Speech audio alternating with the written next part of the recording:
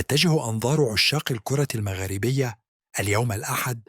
8 فبراير لعام 2026 نحو ملعب الكرم في العاصمة التونسية، الذي سيحتضن ديربي الشمال الأفريقي المثير بين المنتخب المغربي ونظيره التونسي، وذلك لحساب الجولة الثالثة من بطولة اتحاد شمال أفريقيا للناشئين تحت 16 عاماً.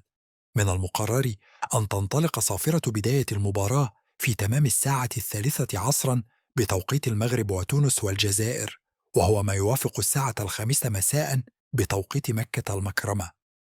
يدخل أشبال الأطلس اللقاء بطموح مواصلة عروضهم القوية وتصدر البطولة بعد الأداء المميز في الجولات الماضية، بينما يسعى نسور قرطاج لاستغلال عاملي الأرض والجمهور لتحقيق انتصار ثمين يعزز مكانتهم في منصة التتويج.